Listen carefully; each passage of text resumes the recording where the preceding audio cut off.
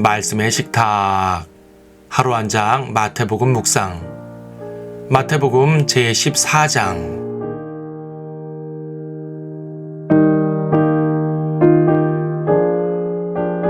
14장 31절을 보겠습니다. 예수께서 곧 손을 내밀어 그를 붙드시고 그에게 말씀하시기를 오 너 믿음이 적은 자야 어찌하여 의심하였느냐고 하시니라. 이 장면은 베드로가 예수님께 요청하여 물 위를 걷다가 순간 믿음을 잃고 물에 빠진 장면입니다. 예수님만 보고 걷던 베드로가 세찬 바람을 보고 두려워했습니다. 예수님을 의지하던 마음을 놓았기에 책망을 받아 마땅합니다. 하지만 우리는 생각합니다. 그래도 베드로는 인류 역사상 유일하게 물 위를 걸은 사람이 아니냐고 말이지요. 비록 잠시뿐이었지만 그는 어느 누구도 경험하지 못한 위대한 경험을 했습니다. 어찌 보면 가장 위대한 믿음을 구사한 사람이었습니다. 제자들 중 아무도 감히 그런 요청을 하지는 못했으니 말입니다. 여기서 사람들이 오해하는 것이 있습니다. 믿음이라는 것을 어떤 위대한 일을 해내는 것이라고만 생각하는 것입니다. 이것은 믿음이라는 것을 특정 결과물 혹은 능력이라고만 생각한 오류입니다. 이 경우에 있어서도 물 위를 걸은 이적 자체에만 초점을 맞춥니다. 하지만 예수님께서 요구하신 믿음이 단지 그것이었을까요? 베드로에게 무슨 대단한 능력을 주셨는데 베드로가 그것을 활용하지 못했기 때문에 책망하신 것일까요? 그것이 아닙니다. 예수님께서 요구하셨던 믿음은 주님과 동행한다는 사실을 굳게 믿는 믿음, 주님을 굳게 의지하는 믿음이었습니다. 그 믿음이 있었다면 베드로는 굳이 물 위를 걷겠다고 요구할 필요가 없었습니다. 밤새도록 풍랑에 시달리다가 이제 예수님을 보았으니 됐다.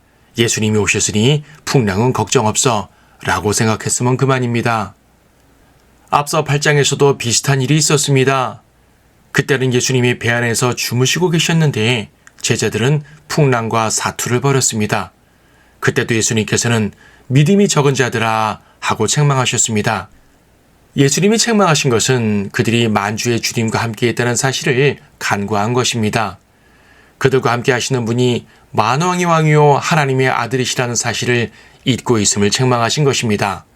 창조주 하나님이요 위대한 구속주요 든든한 목자가 그들 가운데 있다는 사실을 잊고 있다면 그것이 바로 믿음이 없는 것입니다. 전능하신 하나님께서 항상 임마누엘로서 우리와 함께하고 계신데 그 사실을 잊고 있다면 세상이 두려워질 것이요 온갖 염려에 휩싸일 것이요 유혹과 시험에 또한 지게 될 것입니다. 그것이 바로 믿음이 적은 자의 행보입니다. 이 사건의 바로 앞 사건은 소위 오병이어 사건이었는데 그때에도 제자들은 먹을 것이 없음을 걱정했습니다. 하지만 예수님은 너희가 그들에게 먹을 것을 주라 라고 말씀하셨습니다. 제자들은 보리빵 5덩어리와 물고기 2마리가 무슨 소용이 있겠냐고 걱정했지만 예수님은 보란듯이 그 모든 무리를 배불리 먹이셨습니다. 그들과 함께 하시는 주님은 바로 이런 분이셨습니다. 제자들은 전능하신 주 예수 그리스도와 함께할 때 오병이어의 이적에 동참했습니다. 베드로는 전능하신 예수님을 의지할 때 무리를 걸었습니다. 하지만 믿음의 핵심은 이적이 아닙니다.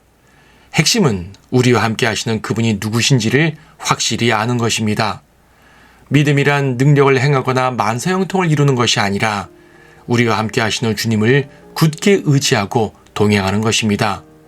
주님과 동행한다는 사실만으로 우리는 이미 이적을 경험하고 있는 것이기 때문입니다.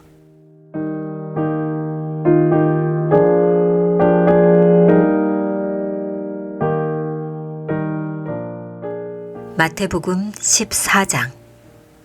그때 영주 헤롯이 예수의 명성을 듣고 그의 신하들에게 말하기를 이 사람은 침례인 요한이라 그가 죽은 자들로부터 살아났으므로 그의 안에서 능력 있는 일들이 나타나는 것이라고 하더라.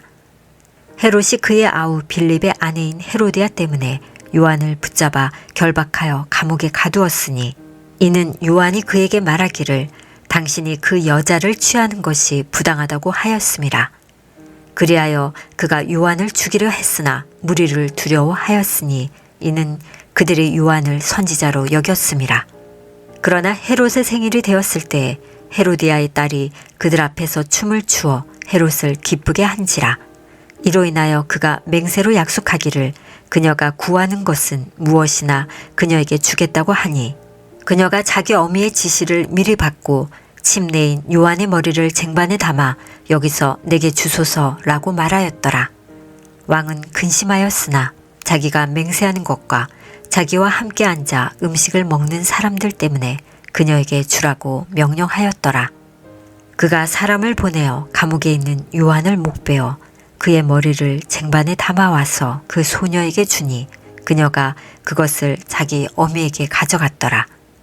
그 후 요한의 제자들이 가서 그 시체를 가져다가 장사 지내고 예수께 와서 말씀드리니라. 예수께서 그 말을 들으시고 배로 그곳을 떠나 따로 한적한 곳으로 가시니 백성이 이 소식을 듣고 성읍들에서 나와 걸어서 그를 따라가더라. 예수께서 나오셔서 큰 무리를 보시고 가엾게 여기시어 그들의 병든 자들을 고쳐주시니라. 저녁이 되자 주의 제자들이 주께 와서 말씀드리기를 이곳은 외딴 곳이고 이제 시간도 지났으니 무리를 보내어 마을들로 들어가 각자 음식을 사 먹게 하소서라고 하니 예수께서 그들에게 말씀하시기를 그들이 갈 필요가 없느니라. 너희가 그들에게 먹을 것을 주라 하시더라. 제자들이 주께 말씀드리기를 여기 우리에게 있는 것은 빵 5덩이와 물고기 2마리 뿐이니이다 라고 하니 주께서 말씀하시기를 그것을 여기 내게로 가져오라고 하시고 무리를 풀밭에 앉으라 명하신 후에 빵 5덩어리와 물고기 2마리를 가지고 하늘을 바라보며 축복하시고 빵을 떼어 제자들에게 주시니 제자들이 무리에게 주니라. 그들이 모두 먹고 배불렀으며 남은 조각들을 거두니 12강주리에 가득 차더라. 음식을 먹은 사람들은 여자들과 아이들을 제외하고도 약 5,000명이더라. 그리고 나서 곧 예수께서 제자들을 재촉하여 배를 타고 먼저 건너편으로 가게 하시고 그동안 주께서는 무리를 보내시더라. 무리를 보내신 후 주께서는 기도하러 따로 떨어져 있는 산으로 올라가셨는데 저물었을 때 거기에 홀로 계시더라. 한편 그 배는 이제 바다 한가운데 있었는데 바람이 거슬러 불므로 파도에 시달리고 있더라. 밤 제4경에 예수께서 바다 위를 걸어서 그들에게 다가오시니 제자들이 바다 위를 걸어오시는 그를 보고 불안하여 말하기를 유령이다 라고 하며 무서워 소리 지르더라. 예수께서 그들에게 곧 일러 말씀하시기를 기운을 내라 나니 두려워 말라고 하시니라. 그러자 베드로가 주께 대답하여 말씀드리기를 주여 만일 주님이시거든 나에게 명하여 무리로 주께 오라 하소서 라고 하니 주께서 말씀하시기를 오라 하시니 베드로가 배에서 내려 예수께 가려고 물 위로 걸어가더라. 그러나 바람이 사나워지는 것을 보고 두려워하니 가라앉기 시작하는지라 그가 소리질러 말하기를 주여 나를 구해 주소서 라고 하더라. 예수께서 곧 손을 내밀어 그를 붙드시고 그에게 말씀하시기를 오 너 믿음이 적은 자야 어찌하여 의심하였느냐고 하시니라. 둘이서 배에 오르니 바람이 그치더라. 배에 있는 사람들이 와서 주께 경배하며 말씀드리기를 참으로 주님은 하나님의 아들이시니이다 라고 하더라. 그들이 건너가서 게네사렛 땅에 이르니 그곳 사람들이 주를 알아보고 주변에 있는 온 지방의 소식을 보내어 모든 병자들을 그에게 데려와 주의 겉옷단만이라도 만지게 해주시기를 간청하였으며 만지는 자는 모두 온전히 나으니라.